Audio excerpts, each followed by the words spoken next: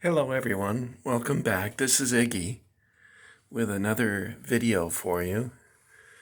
And today we're going to go into the cowboy kitchen.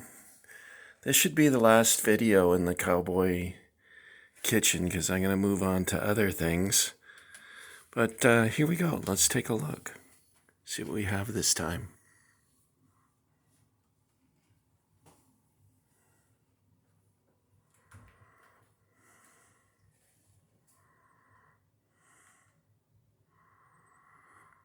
Try and give you an overview of everything.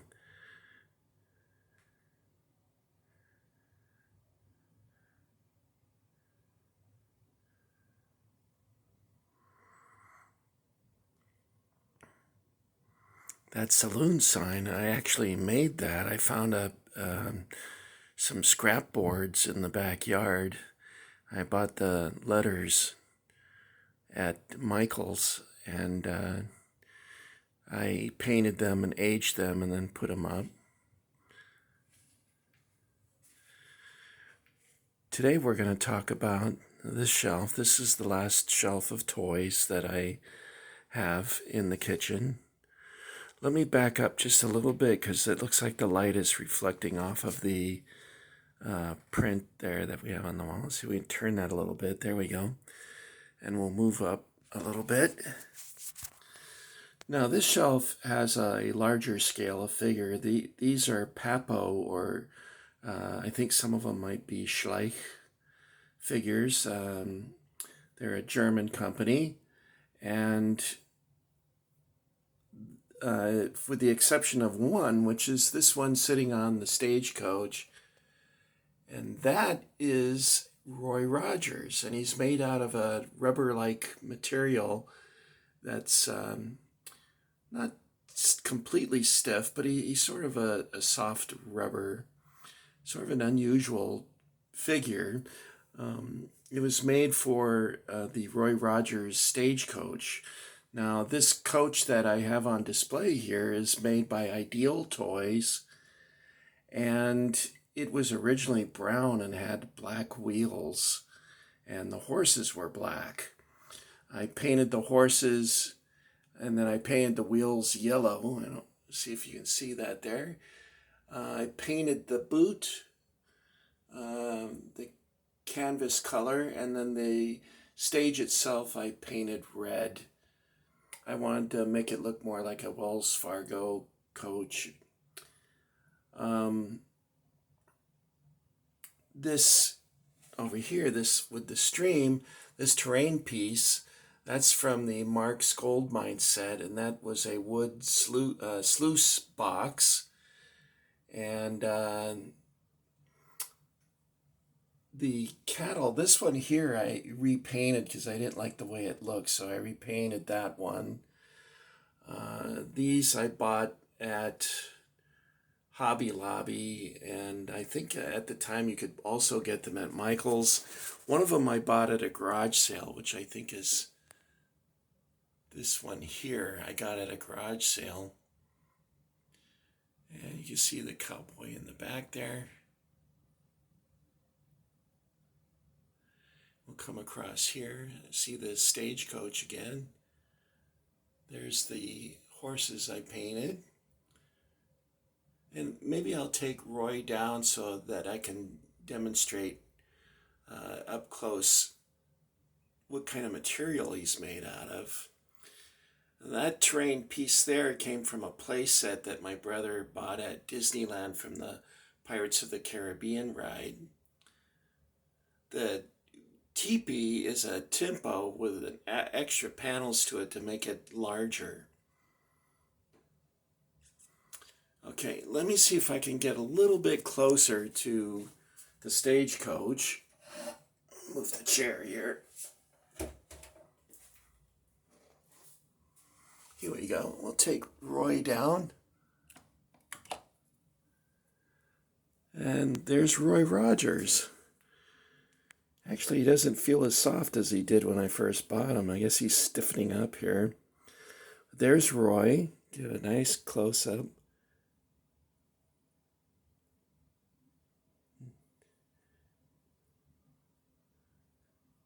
And this figure is probably about 65 to 70 years old.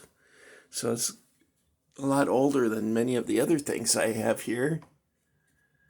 Now this stagecoach is the wrong size for that figure, but the figure that I bought for it was too small, so I replaced it with that one.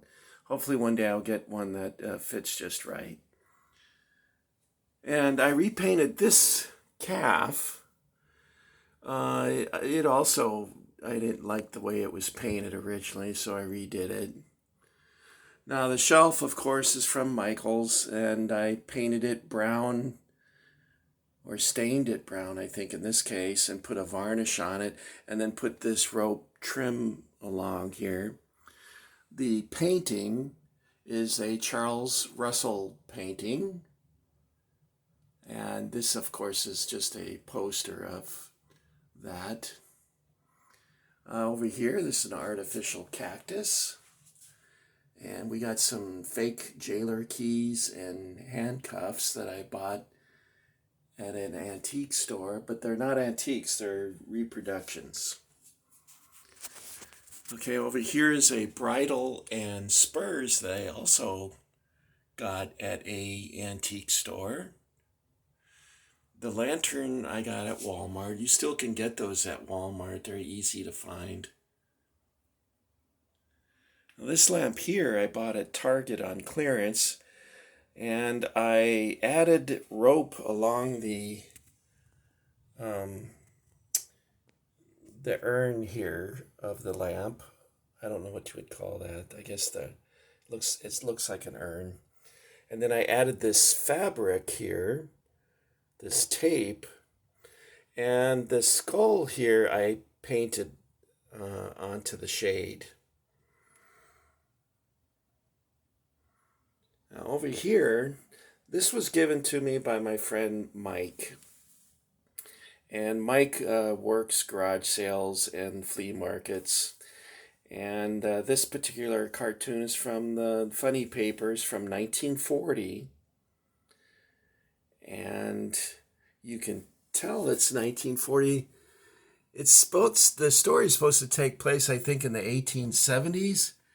But if you look at this teenager, he's dressed like a teenager would be in 1940. Complete with the sweater tucked into his trousers. I thought that was funny when I saw that. But that's an actual cartoon from or comic from the 1940s. And I framed it. It was hard to get a mat that would fit it. I had to cut the mat down. And even after cutting it, it still covered up a little bit of the dialogue there. Now this lamp here of the lantern, I purchased at Hobby Lobby. And it was really hard to replace that flickering light bulb there when it burned out. It was really hard to do that. They probably should redesign that. Over here I have the Time Life Western series, and these books are excellent. I really love these. They're have nice art production, and they're fun to read. So I have a horse blanket up on the wall as a background, and this picture of the horse I got from China of all places, and it cost me $1 with free shipping. And I'd like to know, how can you send something from China? Well, first of all, how can you charge only $1 for this? You can see it's a fairly large print there, and charge $1 and ship it all the way from China for free. I think that's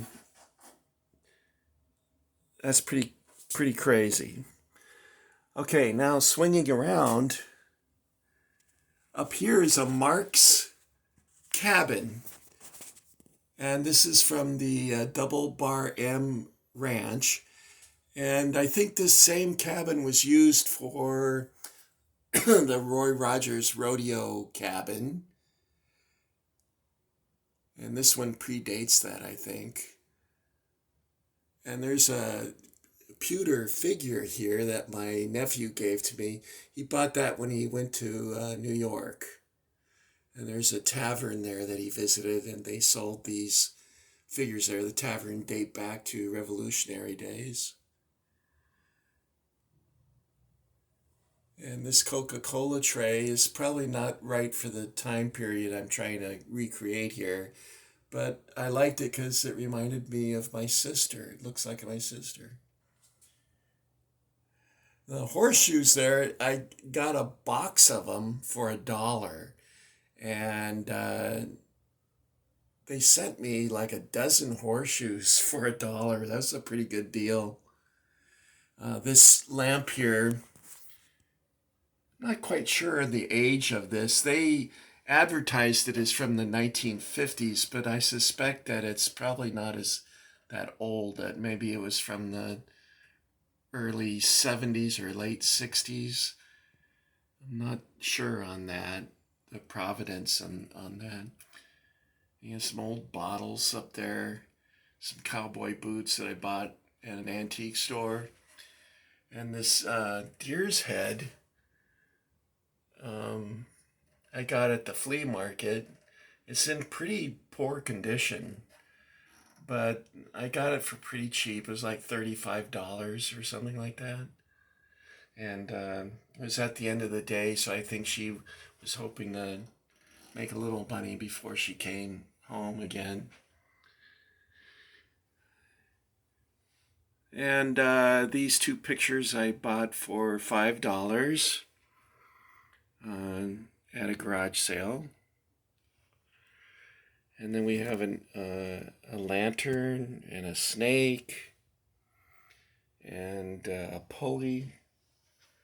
You come around here. This bucket is a brand new bucket that I aged.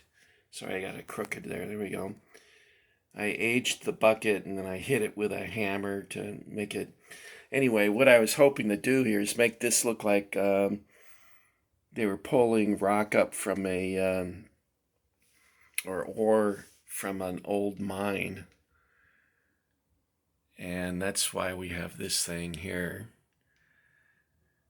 And I found this fencing in the backyard sitting in a pile. So I grabbed it and put it up on the wall. This is a brand new gold pan, and I aged that. You can buy a solution at Michael's to make things look older, and that's what I did here. And this lamp I found, I don't remember where I found that. Had a spider web, big, looked like it laid eggs inside of the thing, so I had to clean it out before I brought it in. Here's another lantern I bought online. This is the hat I wore when I was a Civil War reenactor. And I bought the barrel online.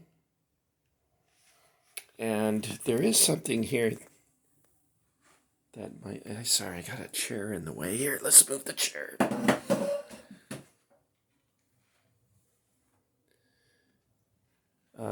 There you go, an authentic Indiana Jones satchel. It's based on a World War II gas mask bag. And then I changed out the strap to this leather strap. And I got these old tools at a yard sale at a church. And